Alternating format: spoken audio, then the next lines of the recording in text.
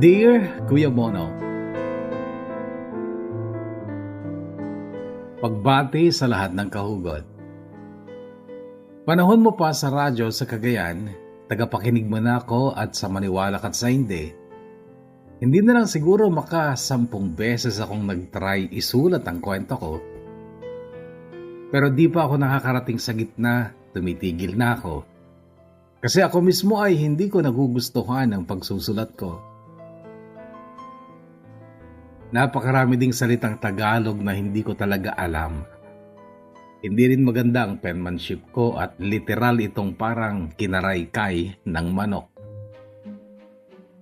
Noong unang pagkakataong magsimula akong magsulat, bumili ako ng isang pad ng yellow pad paper.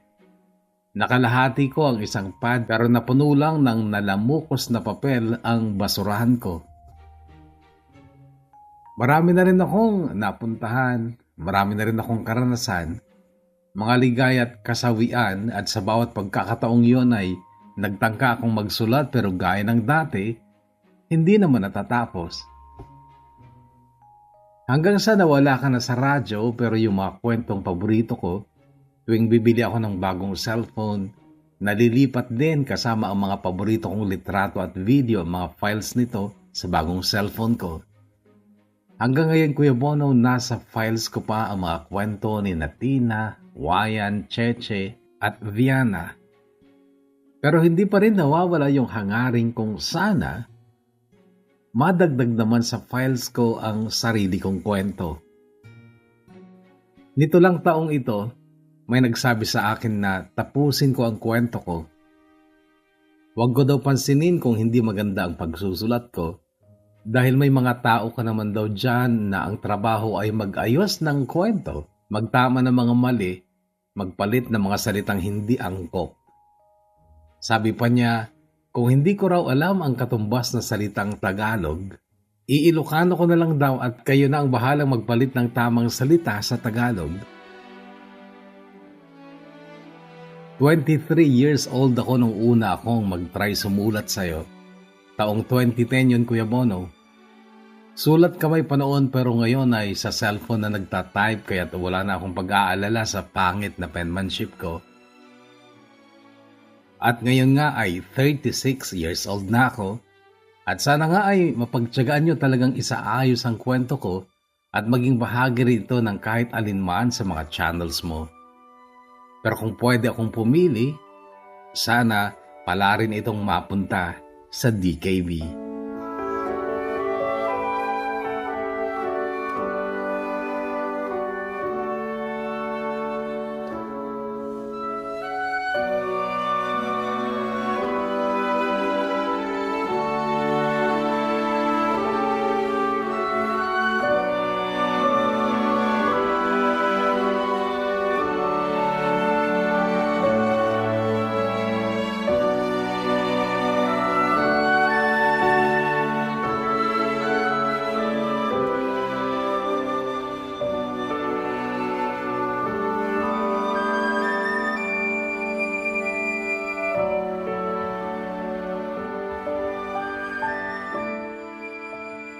Tawagin mo na lang ako sa aking palayaw na Aldrin.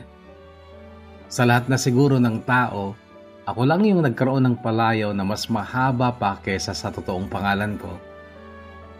Al lang kasi ang pangalan ko. Lola ko sa father side ang nagbigay sa akin ng pangalang Al. Alinsunod sa pangalan ng isa sa paborito niyang aktor sa panahon niya, si Al Tantay. Yung palayaw ko namang Aldrin ay nagsimula lang maitawag sa akin noong 20 anyos na ako.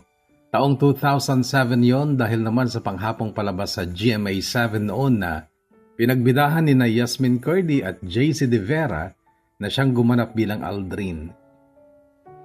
Sabi nila may hawig daw ako kay JC De Vera. Hindi ako sang-ayon pero hinayaan ko na lang. Hindi ko na matandaan ang pamagat ng panghapong teleseryeng yon. Basta si Yasmin ay katulong lang doon at si JC naman ay amo, pero sila ay nagkainlaban. May kinaiinlaban na rin ako ng panahong iyon na siya kong dinadayong ligawan tuwing gabi ng day off ko noon. Siya si Sharon. Ang palayaw niya ay siya. Siya lang. Siya lang talaga, Kuya Bono, mula noon hanggang ngayon. Siya lang ang pinakamamahal ko.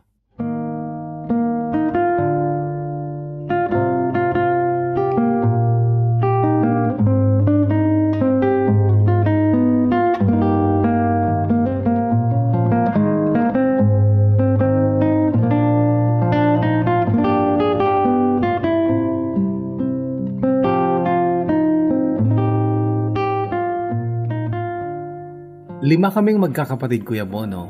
Ako ang pang-apat. Kaming apat na nauna ay puro lalaki. Tanging ang bunso lang namin ang babae. OFW si Papa simula pa nung maliliit kami. Isa siyang welder sa Japan. Narinig ko noon yung kwento na tuwing uuwi si Papa galing Japan, mabubuntis si Mama. Kaya nga, kaming lima ay 3 taon ang agwat ng bawat isa. Hindi sa pagyayabang, Kuya Bono, pinagpala kaming magkakapatid ng magandang itsura. Lalo na ang panganay naming si Kuya Lex. At siya lang din sa aming 5 magkakapatid ang mayroong mahabang pangalan, Alexander Davidson. Pero umiiyak daw si Kuya Lex noong magi-grade 1 siya dahil napakahaba ng pangalan niya. Mula noon, nagtipid na sina Mama, Papa at Lola Simang ng pangalan para sa aming magkakapatid. Sumunod kay Kuya Lex si Kuya Aris. Pangatlo si Kuya Ace, tapos ako, Al. Bunso si Ava. Puro letter A kasi parehong nagsisimula sa letter A ang pangalan ni na Mama at Papa. Alexander si Papa, Annabel naman si Mama. Sa aming 5, Kuya Bono, ay aminado ako na ako ang natatanging hindi matalino at masipag mag-aral. Kaya nga, muntikan pang hindi ako makatapos ng kolehiyo. Dahil nung mga panahong yun ay wala na talaga ako ni katiting na natitirang tiyaga para mag-aral pa. Wala din kasi talaga akong mataas na pangarap noon. Hindi gaya ng mga kapatid kong matataas talaga mga pangarap sa buhay. Nagmana sila sa mga magulang namin. Si Papa, engineer yan. Sa Nueva Ecija pa nag-aral ng industrial engineering noon. Si Mama naman ay commerce ang tinapos. Pareho silang nakapagtrabaho sa gobyerno noon pero iniwan ni Papa ang trabaho niya dahil malaki ang sweldo sa pag-welding sa Japan. Kumpara sa mga kapatid ko, naramdaman ko yung hindi gaanong patas na pagturing ng Mama at Papa ko noon dahil lang sa hindi ako kasing talino ng mga kapatid ko. Ang mga pabor para sa kanila, ubos biyaya, sa akin laging tinitipid. Kasi ang gusto nila, gumaya ako sa mga kuya ko na nagsisikap talaga para sa mataas na grades at ribbon o medalya sa pagsapit ng closing. Matigas ang ulo ko. Kung ayaw ko, ayaw ko. Tsaka hindi talaga ako masaya na pagkagaling sa eskwela, magkakasama pa kami ng mga kapatid kong nag-aaral sa salas namin. Samantalang natatanaw ko ang mga kaibigan ko sa bintana, masaya silang naglalaro. Tatakas ako kapag ganun. Kapag nahuli ako ni Mama, mag-aaway kami. Sabi ni Papa, hindi daw ako ang dapat masunod. Dapat sumunod daw ako kay Mama. Sa ayaw ko nga. Kaya kapag bigayan ng baon, konti lang sa akin.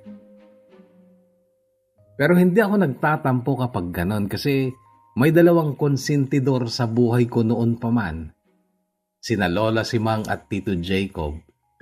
Sila ang pasikretong nagbibigay ng pera sa akin para lang pumantay din ang baon ko sa mga kapatid ko.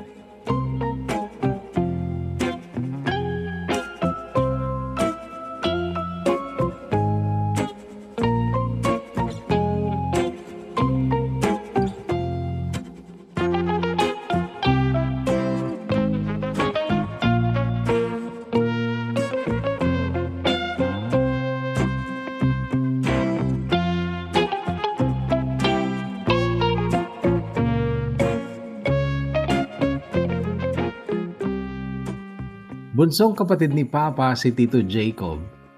Pogi din ito kaso sa kanya yata ako nagmana ng kahinaan ng ulo.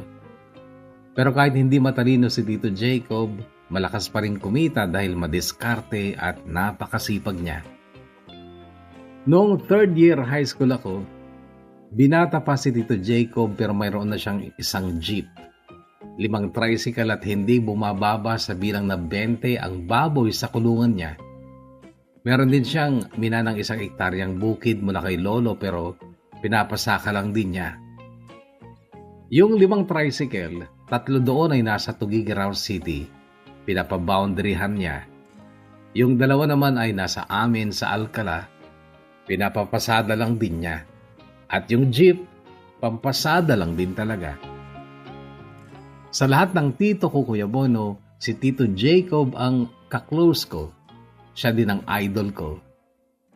Sa kanilang 4 na magkakapatid, siya pa ang bunso pero siya lang ang walang tinapos. Panganay si Papa na engineer nga. Sumunod si Tita Ana na naging teacher. Nurse sa Amerika naman ang pangatlong si Tita Judy. Pero kahit hindi nakatapos si Tito Jacob, hindi siya nagmukhang kawawa dahil madiskarte nga siya. At sa kanya ko noon pa man nakikita na pwedeng umasenso ang isang tao kahit wala siyang titulo.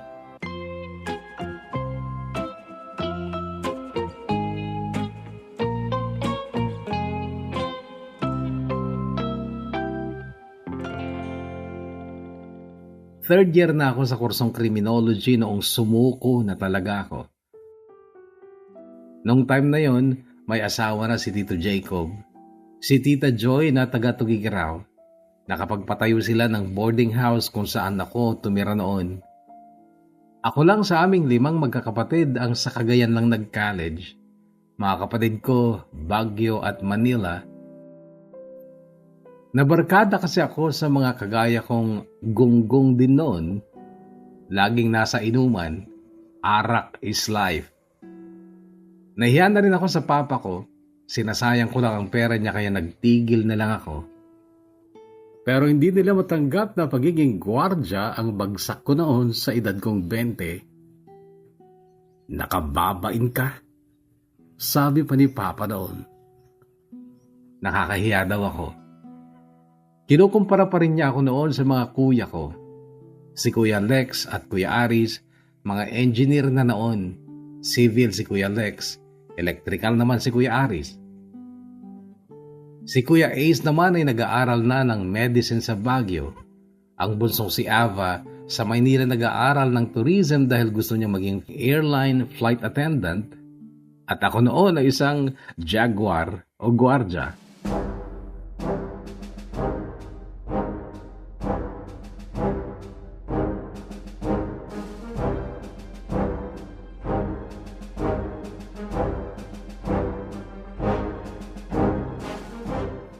Oo, nakakahiya kung iisipin na ako ang sumira sa ambisyon ng mga magulang ko.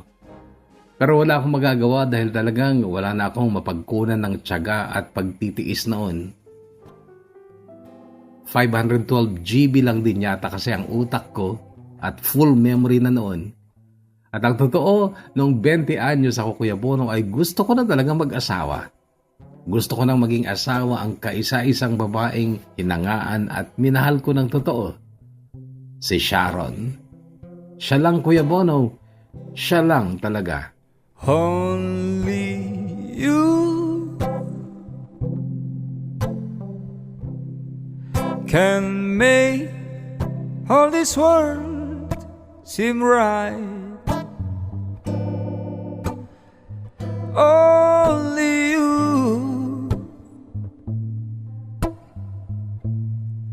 can make the darkness bright. Only you and you alone can thrill me like you do, and fill my heart with love for only you.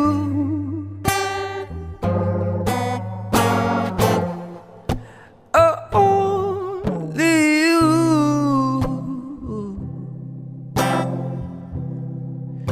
can make all this change in me. For it's true, you are my destiny. When you hold my hand, I understand the magic that you do. You're my dream come true, my one and only you. Second year high school pa lang kami noon sa Lyceum of Alcala nung makilala ko si Sharon. Si Kuya James na kapitbahay ko ay fourth year na noon at isang hapong uwian na ay bigla akong inakbayan ni Kuya James tsaka sinabing ihabol ko daw ang kanyang love letter sa babaeng mahaba ang buhok na kulay pink ang bag. Itinuro niya ang babae sa akin na noon ay palabas na rin ng gate kasabay ng maraming estudyante. Ako naman ay patakbong humabol sa babaeng iyon upang ibigay ang sulat ni Kuya James. Nung maabutan ko ay tinapik ko ang likod niya at lumingon ito sa akin. Maganda siya pero alam kong hindi siya ang pinakamaganda sa school. Simple ang kagandahan niya pero mukha siyang mabait at parang nalungkot ako dahil mapapabilang lang siya sa mga maloloko ni Kuya James. Nagulat siya nung iabot ko sa kanya ang sulat. Nung tanggapin niya ito ay siya namang daan ni Tito Jacob sa kayang tricycle niya na noon ay puno na ng mga estudyanteng hinahatid sundo niya. Sumakay ka na sa bubong, sigaw ni Tito sa akin. Nakita ko si Doming sa tuktok ng tricycle. Nakangiti ito sa akin kaya't dali-dali na rin akong umakyat. Noong paalis na ang tricycle ay nakita ko sa di kalayuan si Kuya James. Sumisenya sa akin at parang gusto niya akong habulin pero malayo na kami. Kinabukasan Kuya Bono, kasama ko si Joey. Galing kami ng CR nang may dalawang babaeng tumawag sa amin. Lumapit si Joey pero sa akin nakatingin ang dalawang babae sabay abot ng sulat. Hindi ko yan binasa dahil alam kong iyon ay para kay Kuya James. Kaya lang noong recess na ay sinadya akong inabangan ni Kuya James sa harap ng classroom namin. Nung makita ko siya ay kinuha ko ang sulat sa bulsa ng pantalon ko tsaka ako binigay sa kanya pero ang sabi niya, "Ang tanga mo naman, Al. Ibang babae naman yung pinagbigyan mo ng sulat." Hindi na rin niya tinanggap ang sulat na inaabot ko sa kanya. Sa halip ay binigyan niya ako ng bago at malinaw niyang sinabi ang pangalan ng babaeng dapat kong pag-abutan ng sulat pati ang section nito. Kilala ko ang babaeng yon, yung crush ni Kuya James dahil officer ito ng campus ministry. Mabait pa ito at nakangiting hinarap ako sa pinto ng classroom nila. Yung sulat sa bulsa ng pantalon ko'y nakalimutan ko na pero noong sumapit ang Sabado, palabas ako ng bahay para maglaro ng basketball ay tinawag ako ni Manang Glenda, yung tagalaban ng damit namin noon. Ang sabi niya ay may love letter daw sa bulsa ng pantalon ko. "Biling mo, Manang." Sabi ko, itapon niya na sa Tagalog. Kasi wala naman talaga akong interest noon sa mga love letters.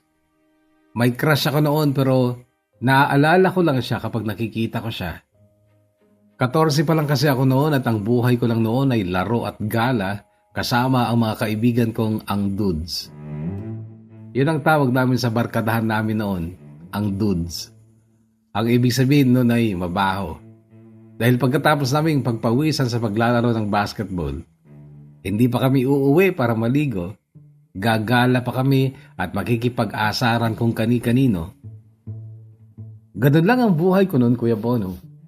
Mas masaya ako kapag Sabado at Linggo dahil nakakapaglaro ako.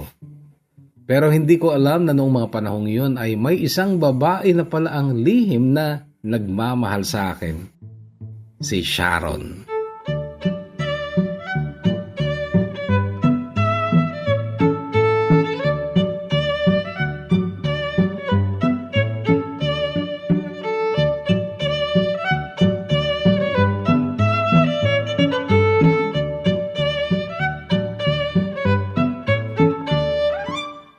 Third year ulit ako nung malaman ko ang tungkol kay Sharon. Naghinto kasi ako ng 1 taon dahil sa pagbubulakbol. Noong time na yon ay 4th year na si Sharon at isang araw sa school ay nakasalubong namin sila. "Hi James," bati sa akin ng isang kasama niya. Nagtaka ako dahil hindi naman James ang pangalan ko. "Walang James sa amin," sagot ni Leandro na siyang komedyante sa grupo ko noon. "Di ba siya?" Turo sa akin ng isa. Hanggang sa matandaan ko ang babae sa tabi niya.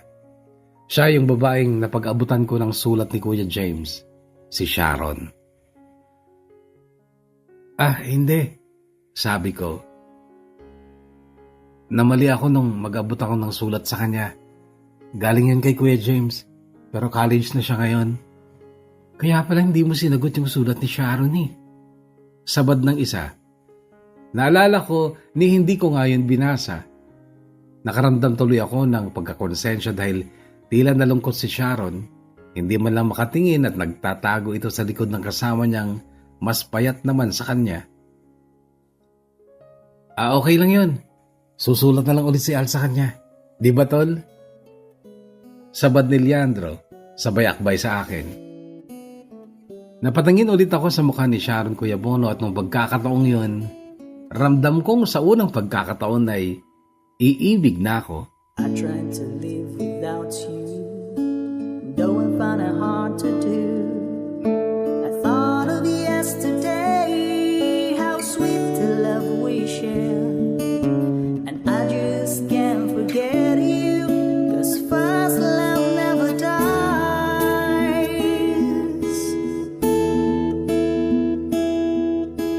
Now I'm alone without you, don't know what I'm gonna do.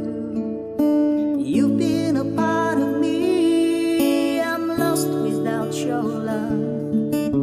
I need you badly, baby, I'm down around my knees. First love never dies. I just wanna say that I still love you.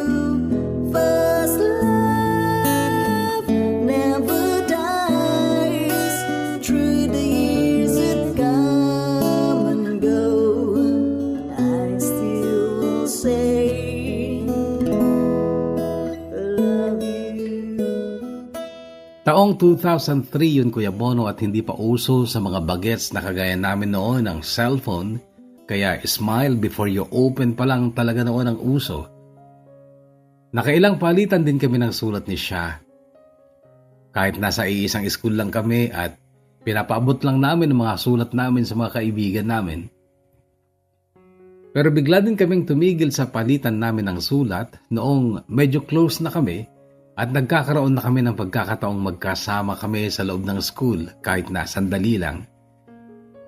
Lalo ko pa siyang nakilala, Kuya Bono, at talagang nagustuhan ko ang buong pagkatao niya.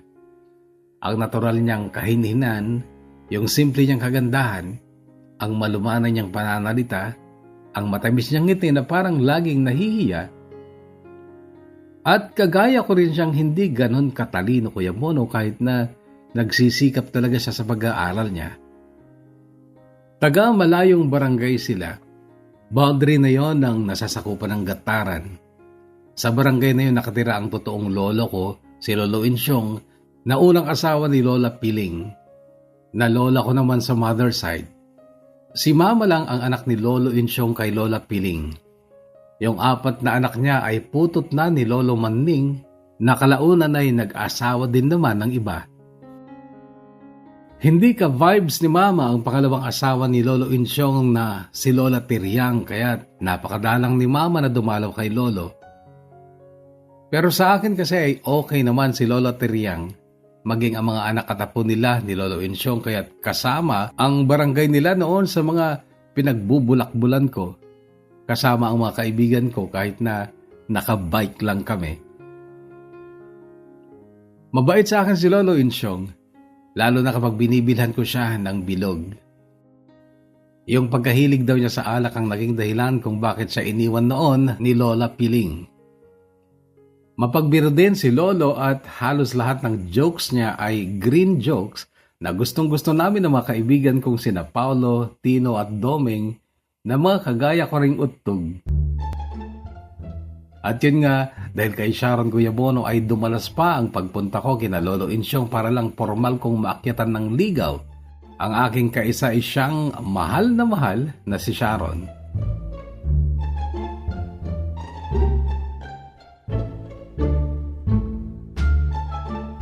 Pero nung 4th year high school ako ay college na si Sharon at nag-aaral na siya sa private school sa Baggao. Pinag-aaral naman siya ng isang tita niya. Tita din niyang nagpaaral sa kanya noon sa Lyceum nung high school siya.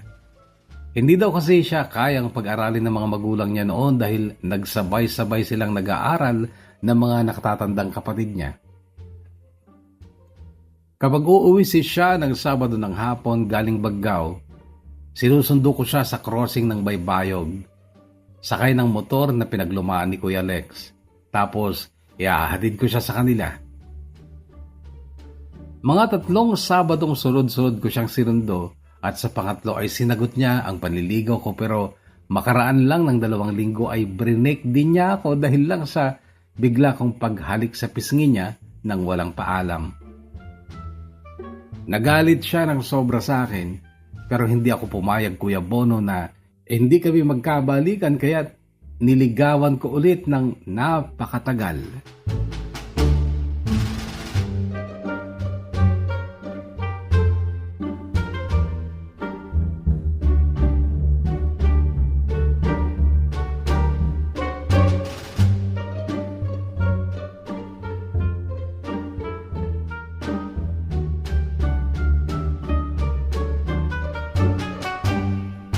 Sa CCT naman ako nag-enroll ng criminology noong pumasang awa naman ako sa high school.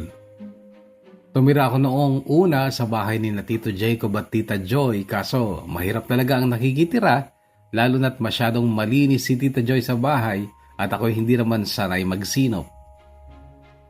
Noong sumunod na taon, 2nd year na ako, nagpagawa si na Tita Jacob ng boarding house nila, paupahan sa mga estudyante. Lumipat ako sa isang kwarto, 4 kaming lalaki doon at noon na nagsimulang sumaya ang buhay ko.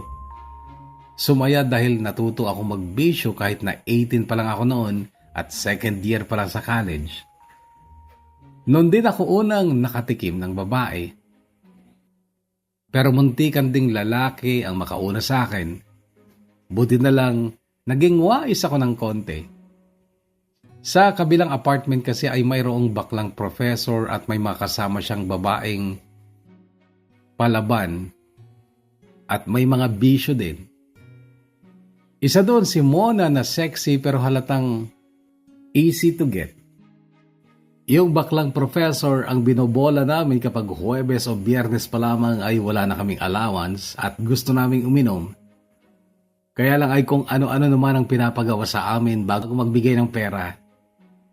Andyan pa noon yung pinag-contest kaming magkakakwarto sa pag-aano, pabilisang magpalabas. Yung mananalo ang bibigyan niya ng premyo at yun naman ang pag-iinom namin. Tapos natipuhan niya ako, inalok ako ng pera pero virgin pa kasi ako noon.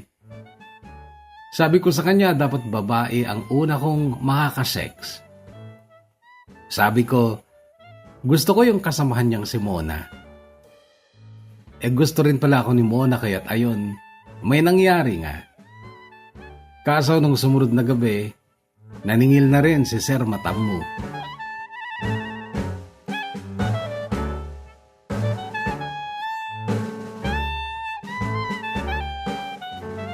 Ang hindi ko inaasahan nun, Kuya Bono, ay dumikit ng masyado sa akin si Mona at umarte na itong parang may kami. Bagay na hindi ko siyempre gusto kasi hindi ang tipo niya ang gusto kong maging unang girlfriend ko. Mahal na mahal ko pa rin si Sharon noon at hindi pa rin ako tumitigil sa panliligaw sa kanya sa pamamagitan ng sulat, kahit na napakadalang niyang sumagot sa mga sulat ko. Sobra pa ang pagtataka ko noon kung paano niya nalamang nag-iinom na ako. Ang sabi niya, lalo daw akong mawawala ng pag-asang makabalik sa kanya kung puro bisyo ang inaatupag ko. Inisa-isa ko noon ng mga boardmates ko kung meron sa kanila ang nakakakilala kay Sharon, kaso wala naman. Ang masakit, hindi ko na maiwasan noon na magbisyo, Kuya Bono, at pati pag-aaral ko'y napapabayaan ko na.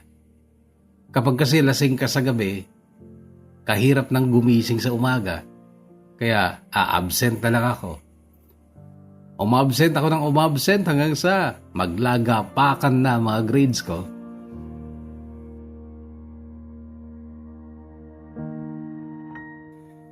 Ang lalo pang masama, Kuya Bono, ay nung third year na ako, irregular, kasi marami akong back subjects na hindi alam ng mga magulang ko. May bago kaming ka-boardmate noon, si Harvey na laging maraming pera. Sa kanya, Kuya Bono, ay natuto pa kaming magdroga. Nung una, libre lang. Pero nung magtagal, naniningil na siya. Yun pala, pusher ang walang iya.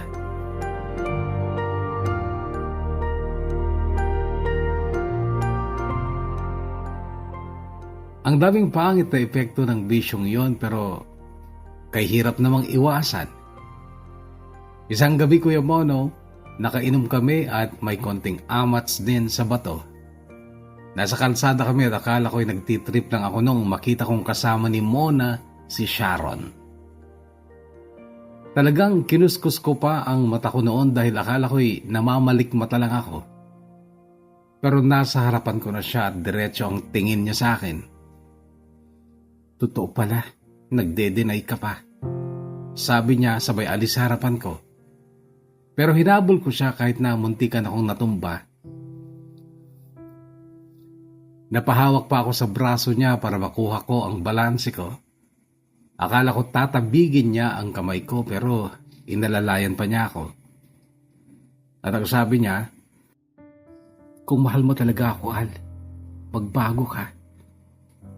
Kahit hindi ka makatapos ng pag-aaral mo, basta ayusin mo lang ang buhay mo. Tila maiiyak na sabi niya. Noong gabing yun, Kuya Bono, ay katabi kong natulog si Sharon dahil inalagaan niya ako. Pinunasan, pero walang nangyari sa amin dahil sobra ko siyang iginagalang. Pinsan pala niya si Mona at si Mona pala ang nagkukwento sa kanya ng mga pinaggagawa ko noon. Alam din niyang may nangyari sa amin ni Mona pero baliwala daw yun sa kanya kasi hindi naman kami nung mangyari yun. Ang tanong lang niya sa akin nun, Kuya Bono, ay, mahal mo ba si Mona? Mabilis naman ang naging sagot ko na hindi. Akala ko nun, Kuya Bono, ay magiging kami na ulit. Pero naging matatag siya sa pangako niya sa sarili niya na magbo-boyfriend lang siya kapag pasado na siya sa board exam. Graduating pa lang siya noon ng BE-Ed. Kaya naman, nalabuan pa rin talaga ako noon na magiging kami ulit.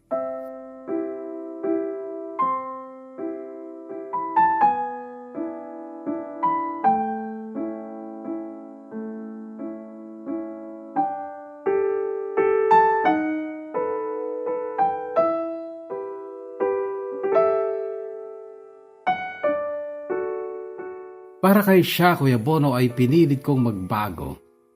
Lumipat ako ng boarding house at nagpatuloy ako sa pagiging gwardya ko kahit na pinagtatawanan ako ng mga kapatid ko. Nahihiya kasi ako sa magulang ko, Kuya Bono, sa totoo lang. Ayoko nang manghingi ng pera kay mama noon kaya kailangan ko magtrabaho para may sarili akong pera. Nakapaglabas pa nga ako ng motor noon na installment pero kapag sweldo, halos walang natitira sa akin. Kapag uuwi ako ng Alcala pag day off ko, nagpupuslit ako ng 3 kilong bigas, nilalagay ko sa bag ko, para may pang-share ako sa mga kwarto ko. Sharing kasi kami noon sa pagkain. Pero isang hapon ng linggo, paalis na ako pauwi ng Tugigaraw, tinawag ako ni Lola si Mang. Maitatali mo ba ito sa motor mo? Tanong niya sabay turo sa isang karton. Ano ba yan, Lola? Di abasto mo. May mga dilata dyan, may bigas, isang dosenang itlog at mga noodles. Nayakap ko si Lola noon dahil gaya ng dati, alam na alam niya kung ano ang kailangan ko kahit hindi ako nagsasabi sa kanya.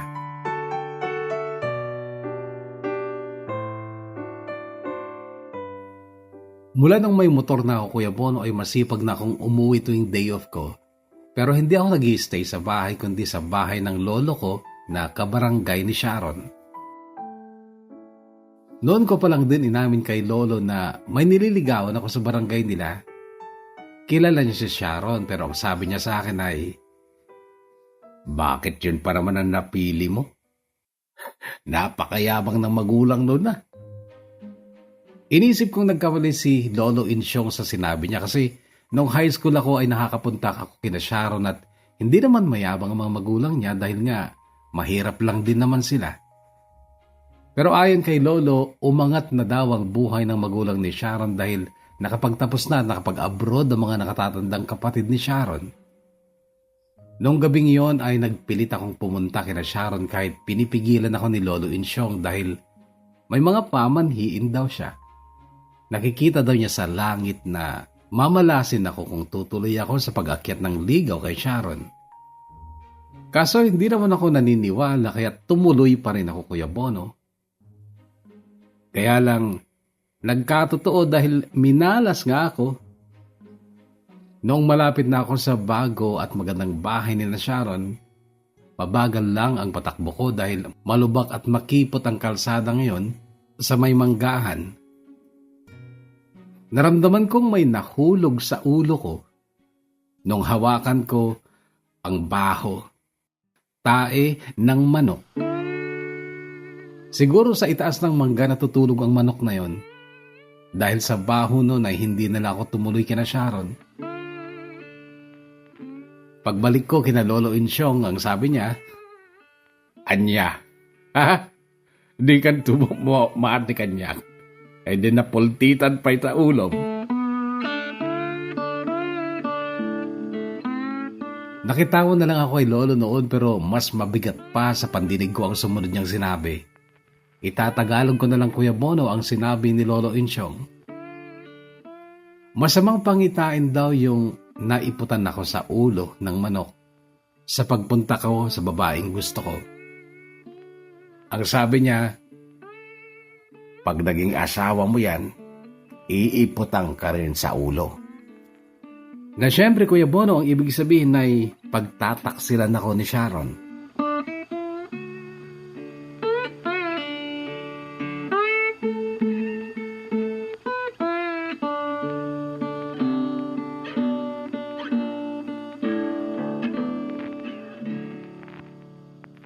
Dumaan pa ang maraming araw, buwan at taon, Kuya Bono.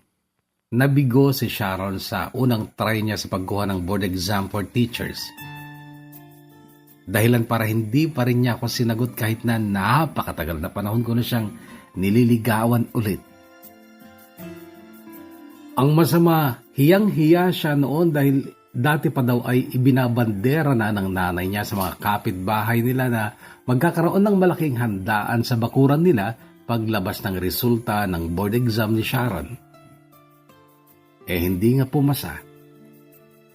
Na-stress si Sharon pero di ba hindi naman tama na pati ako ay madamay.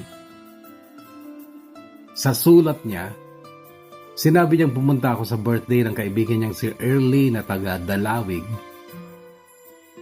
May pag-uusapan daw kaming mahalaga kaya nagpunta ako, Kuya Bono.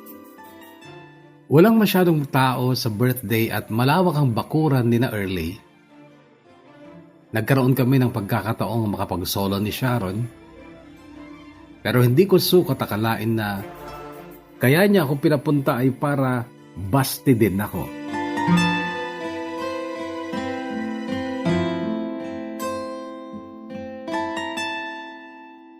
Humanap na lang daw ako ng ibang babaeng mamahalin ko. Wala daw mangyayari sa amin kapag nagkatuluyan kami dahil ako isang gwardyang lasenggo at siya daw ay teacher na hindi pasado. Sabi ko matagal na akong nagbago. Hindi na ako gaanong umiinom pero ang sagot niya, malay ko kung totoo. Baka kaya ka nga umalis dun sa tito mo para hindi ka na makita ni Mona sa mga ginagawa mo sa buhay mo. Gusto kong mapikon kay Sharon noon, Kuya Bono, pero pinili kong unawain siya. At sa halip na mainis ako sa biglang pagbabago ng ugali niya mula nung hindi siya pumasa ay hinabaan ko ang pasensya ko at nilaliman ko ang pangunawa ko sa kanya. Bigla siyang umiyak noon pero tumalikod siya sa akin. Tinabihan ko siya pero nagsalita siya habang nakatalikod sa akin. Umuwi ka na, Al. Ako nang magsasabi kay Early na umalis ka na. Hindi pa ako aalis at hindi pa ako pumapayag na bastidin mo lang ako. Noon ay humarap siya sa akin, basa ang mga mata niya ng luha. Anong magagawa mo, ha? Dumadagdag ka lang sa mga iniisip ko, Al, eh. Wala naman akong ginagawa. Tsaka ano bang mga iniisip mo? Baka makatulong ako. Sarili mo nga hindi mo matulungan eh. Bakit, Al? Sanay ka na minamaliit ka ng mga kapatid mo? Ako kasi hindi eh. Gusto ko na nga maglayas. Mababaliw na ako sa bahay. Kaso hindi ko alam kung saan ako pupunta. Sa akin, sa kasera ko sa Tugigaraw. Welcome ka doon. Bakit naman ako sasama sa'yo? Binabasted na nga kita. Ganun lang ba kadali sa'yo na busted din ako? Ang tagal ko na naghihintay na balikan mo ako siya. At habang naghihintay ka, pinatulan mo ang pinsan ko. Siya, wala kami ni Mona. May nangyari sa inyo. Minsan lang yun. Minsan man o maraming beses, pareho lang yun. At isa lang ang ibig sabihin nun, Al. Madali kang matukso at nakakatakot ang lalaking katulad mo. Natameme ako, Kuya Bono. Siya, nakatitig sa akin ng diretso pero ako'y hindi talaga makatingin sa kanya. Hanggang sa, umalis ka na, Al. Kalimutan mo na ako.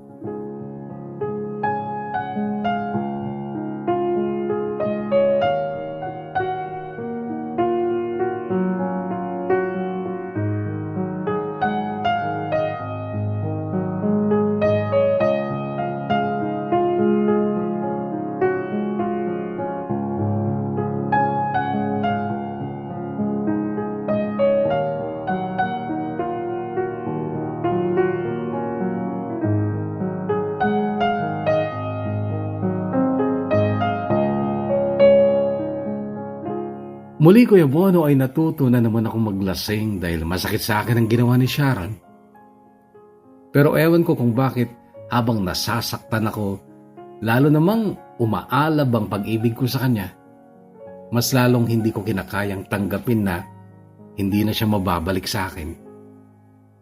Hanggang sa nabalitaan kong nagpunta siya sa Maynila, noon ay lalong lumabo ang pag-asa ko sa kanya. Pero hindi naman ako kaagad sumuko. Nakinig ako sa payo ni Ate Vanessa na anak ng landlady namin. Nagtitinda siya ng ulam at naglagay siya ng ilang mesa sa gilid ng boarding house.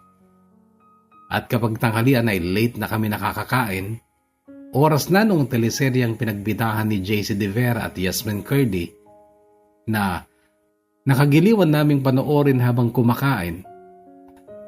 Ang sabi ni Ate Vanessa, wala daw talagang hadlang sa pag-iibigan kong tunay ito. Hindi rin kikilala ng estado sa buhay ang puso. Tandang-tanda ko pa hanggang ngayon, Kuya Bono, ang sinabing ito ni Ate Vanessa dahil doon ay nagawa kong mag-open sa kanya tungkol kay Sharon. Ang sabi niya, hanggat wala siyang ibang mahal, may pag-asa ka pa, Aldrin. External reasons lang yung pagbabago niya. Naapektuhan lang ng mga tao at pangyayari sa paligid niya. Huwag kang mawalan ng pag-asa. Babae ako at alam ko kung ano ang takbo ng utak ng isang babae kapag nasa ganyang sitwasyon siya. Paano kung may makilala siyang iba sa Maynila, ate. Natural marami siyang makikilala, pero hindi ka mawawala sa puso niya. Noon ay hindi na ako nagsalita. Napansin ko kasing takbong teleserye na ang andar ni Ate Vanessa. Imposible na. Naisip ko kasi maraming gwapo sa Maynila, maraming mayayaman, maraming professionals na malamang ay magkagusto kay Sharon. At ako, ano namang dahilan para balikan pa ako? Sabi nga niya, isa lang akong gwardyang lasenggo. Pero hindi pa rin ako tuluyang bumitaw, Kuya Bono. May ginawa ako pero sabi ko, last na yon. Kung wala pa rin mangyayari, tatanggapin ko na lang na hindi talaga kami ni Sharon ang para sa isa't isa. Sumapit ang Pasko noong 2010, umuwi si Kuya Lex galing ng Maynila kung saan siya nakatira at nagtatrabaho. Bago ang SUV niya at nakisuyo ako sa kanya na samahan ako kina Sharon. Alam kong wala si Sharon sa kanila pero ang magulang talaga niya ang gusto kong makausap namin ni Kuya. Maayos naman kaming hinarap. Tinulungan din ako ni Kuya na mapataas ang tingin sa akin ng parents ni Sharon. Ang sabi ni Kuya, wala pong natapos to. Siya lang ang hindi nakapagtapos sa amin pero marami siyang mamanahin sa parents namin. Yung bahay namin sigurado sa kanya na yun napupunta. May mga lupain din kami. At dahil hindi siya nakatapos, sa kanya mapupunta yung mga lupa. Ay, iba pa rin na may pinag-aralan. Biglang sabad ng tatay ni Sharon. At ang sabi pa, ako kasi hindi nakatapos. Pero lahat ng anak ko pinagtapos ko dahil ayokong magaya sila sa akin. Ngayon kung may pagpipilian akong iba na mapapangasawa ng anak ko, hindi ko pipiliin yung magmamana lang ng ari-arian sa mga magulang nito. Pipiliin ko yung may diploma, yung may titulo.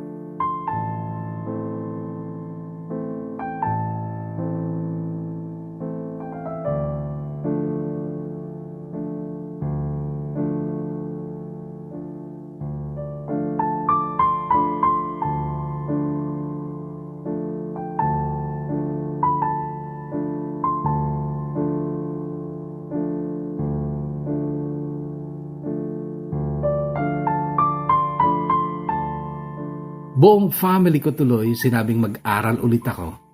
Magtapos ako hindi lang para kay Sharon at sa mga magulang nito kundi higit sa lahat para sa sarili ko, para sa kinabukasan ko. Kaya lang iisipin ko pa lang na papasok ulit ako ilang oras sa loob ng classroom ay naiinip na ako.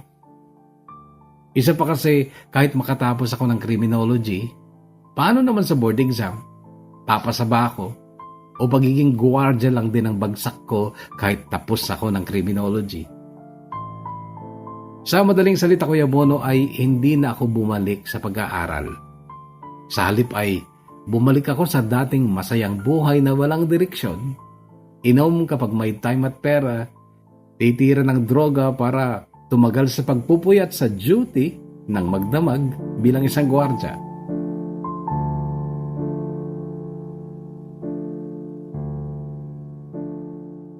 Ganun lang ang buhay ko ng ilang buwan hanggang sa isang umagang galing ako ng duty ay may nadatnan akong babae sa salas ng boarding house. Napakaputi at napakaganda. Si Sharon.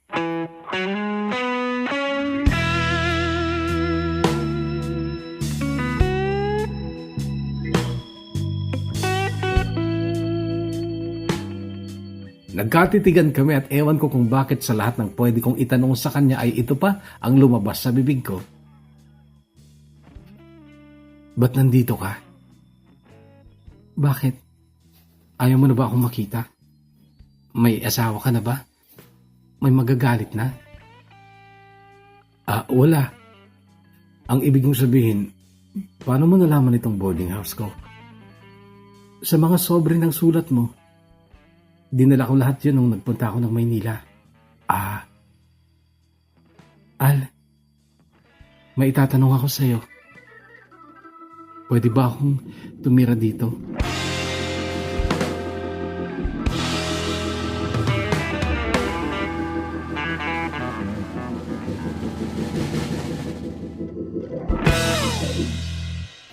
Ang gusto ko nun, Kuya Bono, ay umuwi si Sharon sa bahay nila at mamamanhikan kami, pero ayaw niya. Mag-live-in na daw kami kung talagang mahal ko siya. Siyempre, gustong-gusto ko yun. Kaya lang ang dami pala niyang kondisyon. Mag-aral daw ako at maging pulis. Tutulungan daw niya ako, aalalayan, hindi bilang teacher kundi bilang best friend at asawa niya. Nag-live-in nga kami, Kuya Bono. May galit siya sa magulang niya, lalo na sa tatay niyang nagkiklaim na pinag-aral daw siya, samantalang ang totoo naman ay nakikatulong si Sharon sa mga tita niya sa Alcala at sa Baggao para makapag-aral siya. Tapos daw, sa halip na ipagtanggol siya sa mga kapatid niyang nanglalait sa kanya dahil hindi nga siya pumasa sa board exam ay ginagatungan pa niya mga ito. Natuwa din ang mga magulang ko nung muli nga ako mag-aral at sa awa ng Diyos, Kuya Bono, ay nakatapos ako dahil sa tulong at pagpupursige ni Sharon na makatapos ako. Sa totoo lang, para akong elementary noon na tinututoran ni Sharon, lalo na sa math at English. 3 beses din akong nag-take ng board exam, Kuya Bono, bago ko nadali. Agad akong sumabak sa training at ngayon nga ay isa na akong ganap na pulis.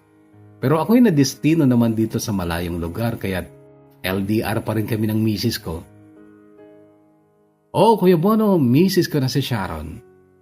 Ikinasal kami nung 2 taon na ako sa serbisyo, pero that time ay may isa na kaming anak. Nakipag-ayos na rin siya noon sa magulang niya, pero mas pinili ni Sharon ang tumira sa bahay namin dahil vibe sila ni Mama. Sa ngayon ay may 2 na rin kaming anak na siyang dahilan kung bakit hindi na ulit nag-take ng exam si Sharon dahil pinili na lang niyang maging full-time mom sa 2 naming makukulit na anak. Okay naman kami, Kuya Bono, pero mas masaya sana kung kasama ko sila araw-araw. Kaya lang wala naman akong magagawa dahil naipula daw naman ako dito sa malayo. Tiis-tiis lang, malay mo isang araw, mababalik din ako sa Cagayan. Walang ka-challenge ang trabaho namin dito dahil napakatahimik naman ang lugar na ito. Itong baril ko nga, yung totoong baril ay tuwing New Year ko lang naipuputok. At hindi pa sa kalaban kundi para lang mag-ingay sa pagsalubong ng bagong taon. Ito namang isang baril ko'y naipuputok ko lang kapag ako'y umuwi sa amin. Pero kapag hindi na talaga ako nakakapagtiis ay mag-isa na lang ako sa pagpa-firing.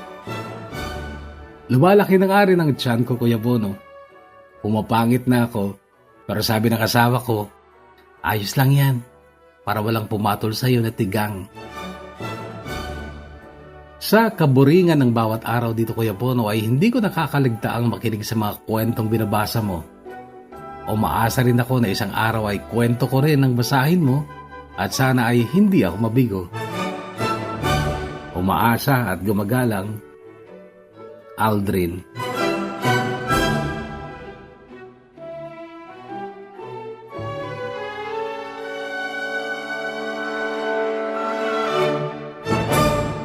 Kahugot na Officer Aldrin, una sa lahat maraming salamat sa pagbabahagi mo ng iyong kwento ng buhay at pag-ibig sa ating programa.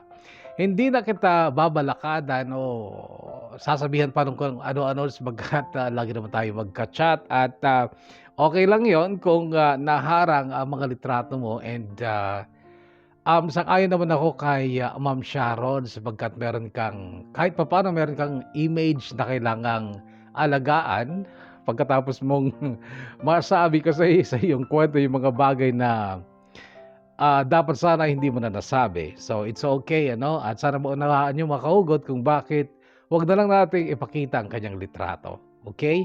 But I'm so sure na nakakasalamuhan nyo siya na naka-uniforme pa. Ha? Again, kahugot na Aldrin, maraming salamat and ingat palagi, okay? Huwag pakampante na tahimik lagi yung kinaroroonan mo. Minsan kasi bigla na lang may aatake, pero huwag naman sana. Ingat lang, okay? At siguro kapag naka-duty ka, huwag kang mag-headset sapagkat kailangan mo marinig talaga yung paligid mo, okay?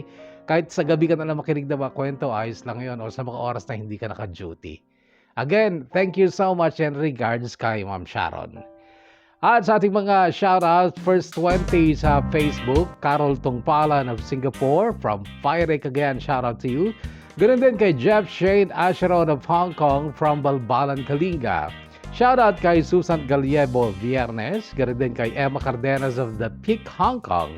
Arseng Soriano Paratao, shoutout to you. Ganun din kay Marilyn Guiguyan of Singapore. Weng Limtang Hidchon Draman of Eden Cabarugis, Quirino.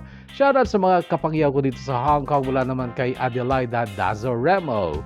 Shoutout to my family in Gataran, Reggie, Johnson, Jeremy, Jasper, and Rihanna from Dengpot, CHN. Shoutout to Tropang Single, also to Bea and Maria, belated happy birthday from Jaime Gabayan Ruiz II. Shoutout din kay Divine Concha of Malta, Europe. Larry G. Cabias, shoutout to you. Also to Jen Baruga Mangulad. Shoutout to Francisco Batang, Regine Cureg, and Jeline Vosotros of IDGH Department from Jonah Acaso Dalanon, Maron. Shoutout sa asawa ko, Kathleen Canonizado from Hector Canonizado. Shoutout sa family ko sa Curva, Pamplona, Tubera, and Prieto families from Sep Prieto Tubera of Antipolo, Rizal. Giomar Dumalig Sital of Villa Viciosa, Abra. Shout out sa lahat ng taga Gonzaga from Stephen Joy Daliri Fulgencio. Yan ang muna mga kahugot. Muli tayo magkakarinigan sa panibagong kwentong hatid ng DKB. Dear Kuya Bono ng Bono's Love to kahugot mo sa bawat kwento. Stay healthy, kahugot. Stay safe and God bless us all.